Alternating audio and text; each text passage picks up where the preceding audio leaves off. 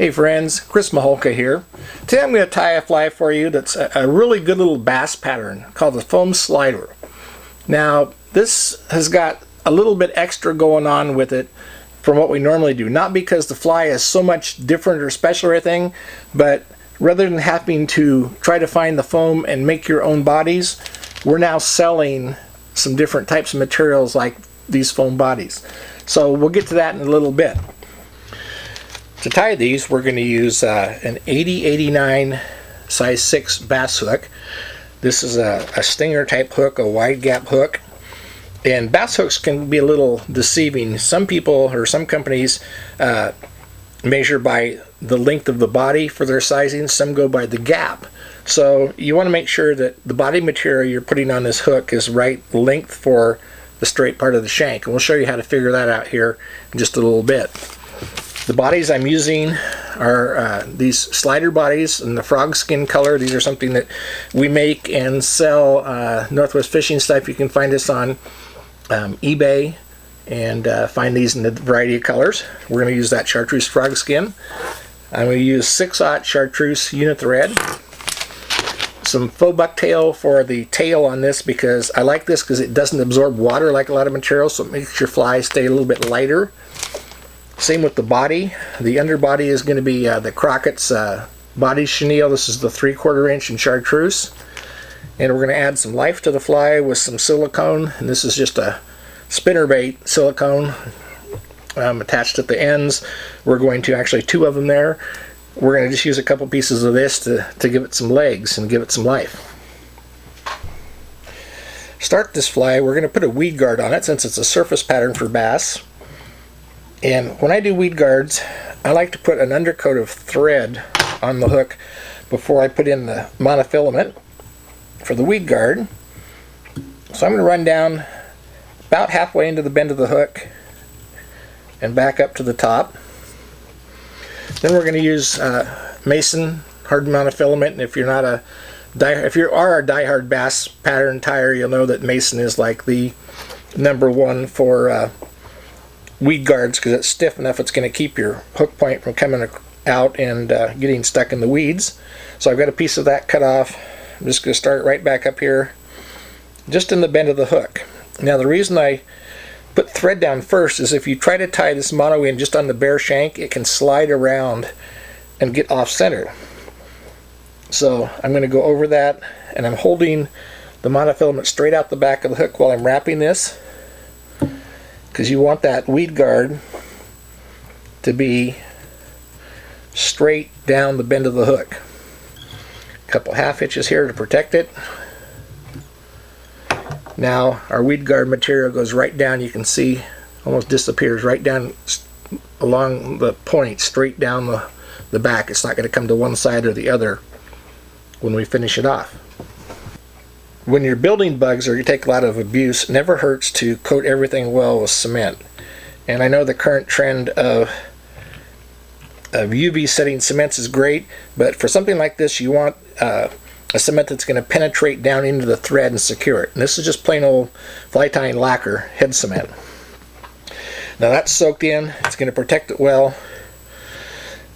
So now we're going to come up onto the straight part of the shank.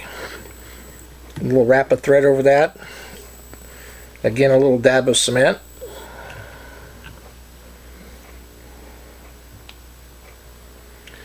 Now we're going to use our faux bucktail.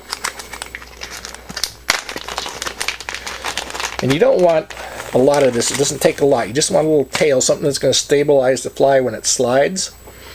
So I'm just going to take a little bit, pull off a little bit down at the base. About like that. Just pull at the base so it's all even. Helps keep stuff at the tip even.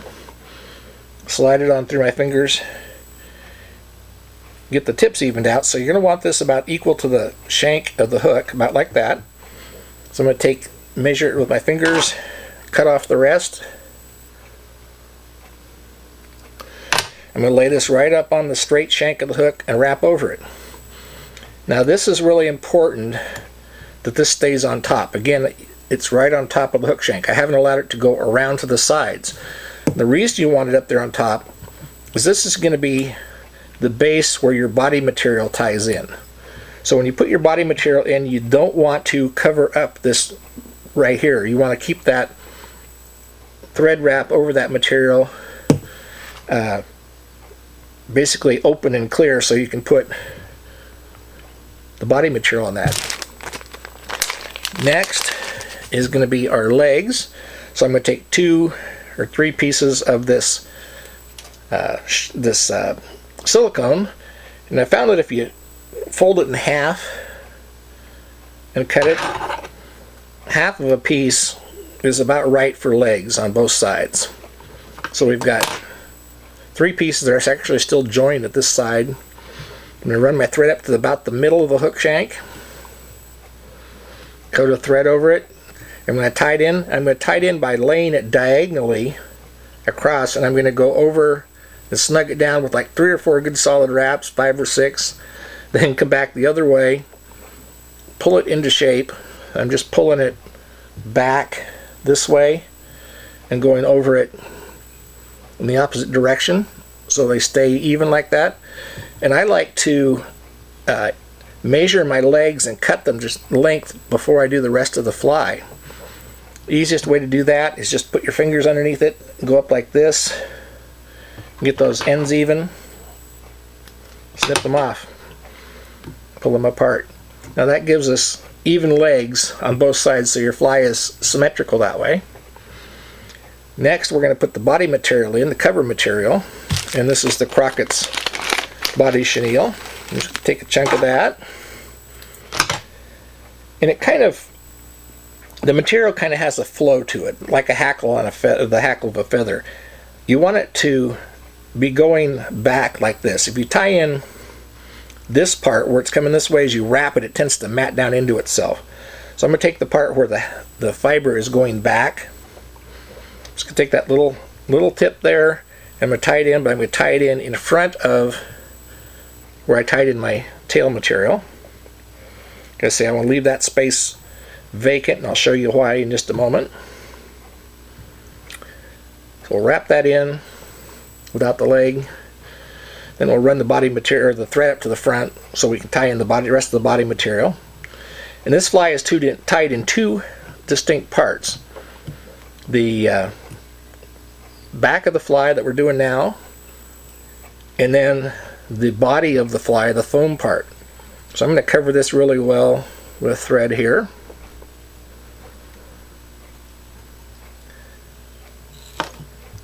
Now I'm going to take my Crockett's body dub, and I'm just going to start and wrap it forward. As I go around, I'm going to make sure I don't catch any of the legs in there. These legs are being stubborn today. A little static in the air.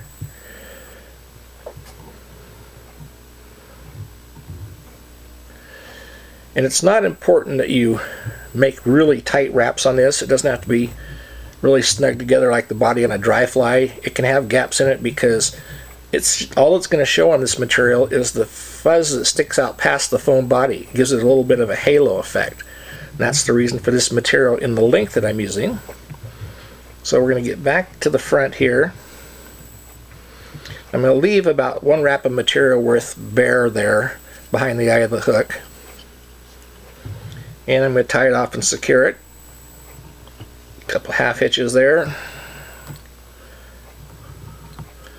Okay, so now I'm going to cut the thread and the body material. Just like that. Because the rest of the fly is all done back here at this point where we tied the tail in, where there's a kind of a bald patch there. So next we're going to start our thread back there on that bald spot and get it secured. Now we need to prepare our body material.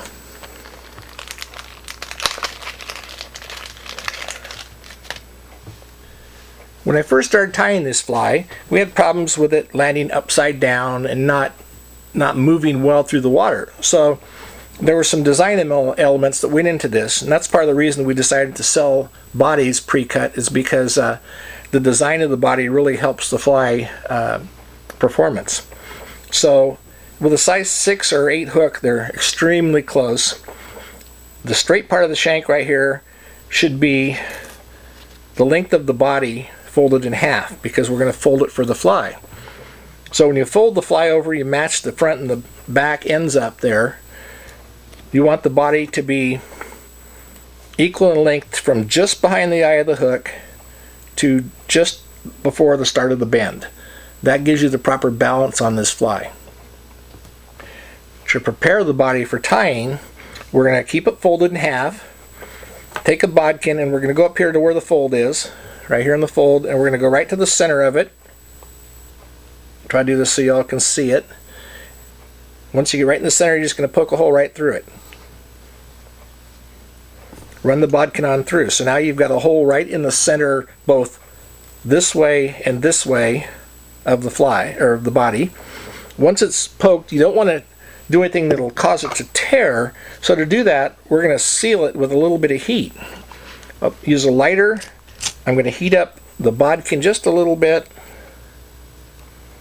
Pull it back through the body without burning my fingers, and that seals the hole in the back there. It's not going to tear out when we put it over the eye of the hook. Very important on tying this pattern. Now we're going to take the prepared body, and you notice on the body that one part tapers down skinny, one part fairly fat. There's a very precise reason for this, and the reason it's cut like this. When I first developed this fly, started fishing it, it would land upside down sometimes. And I found that a lot of it was in the design. And when you get to a point in fly tying where you don't just tie something to put it on a hook, you actually figure out why you're using the material and how you apply it, then you're designing flies. It's more of a subtle part to it, but it also is more gratifying. It also helps you learn better ways to make your flies fish. So what we're going to do is we're going to take that little spot there that we burnt through with the bodkin, we're going to push it right over the eye of the hook. And part of the reason we used the bodkin and melted it is because we don't want to tear that foam. We want to just slide on. So now I've got my thread hanging down. I'm going to take the skinny part of the body and push it up underneath, grab it with my other fingers, and I'm going to make a couple loops of thread around it. Get it back into position there under the body, and I'm going to snug it up tight by pulling straight down. Now that's the reason we left this bare thread back here. It gives us a solid base to attach the body. Once the bottom is on, we'll just take the top and fold it back. Do the same thing, going to hold on to it, go over it with a couple wraps of thread, snug it down in place, and then make a few wraps over it to hold it. That has secured that body in place on that bald spot where there was just thread, no material hanging out underneath it that's going to make it come loose or fall apart prematurely. Now I'm going to do a couple half hitches here. Lots of fingers on the thread, roll my wrist over to make a loop, and then that goes over the whole fly. Again, roll it over, fly goes through the loop and through. So that's the basic fly. Now we're going to go back to the front and we're going to attach the weed guard. Put a little bit of cement there on that thread so it doesn't ever come apart. So again that soaks in really well. So now I'm going to go back to the front. I'm going to wrap a couple wraps of thread, get us the base started. Now the weed guard, if your vise allows, you run the weed guard through the gap of the vise, the gap of the jaws. And at this point the hook's big enough it shouldn't cut your monofilament. You want to run the monofilament back up through the eye of the hook like that, and then adjust it to a point where it's just below the point of the hook. And you want to get it to where it's fairly snug at this point, because when you tie it in you'll see that it bulges right there down lower below the hook.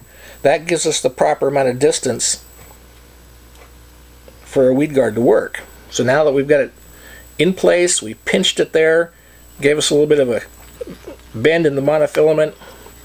I'm just going to wrap over it and go back in the back part of the scissors, cut that monofilament off.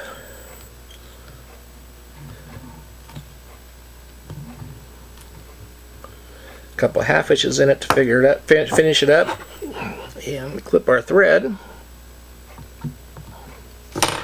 And then once again, to secure everything, a good amount of penetrating head cement, both sides, the top and the bottom.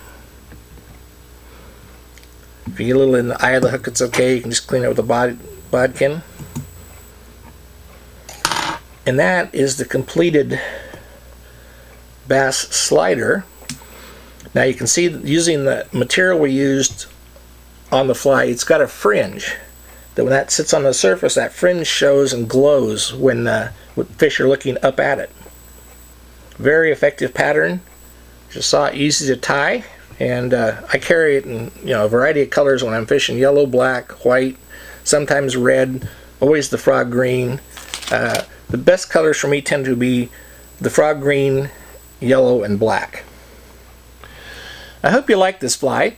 It really looks more complicated to tie than it is. Once you know the steps to get it into the proper design, proportions, and balance like I've showed you, it'll do really well for you. The bass love it.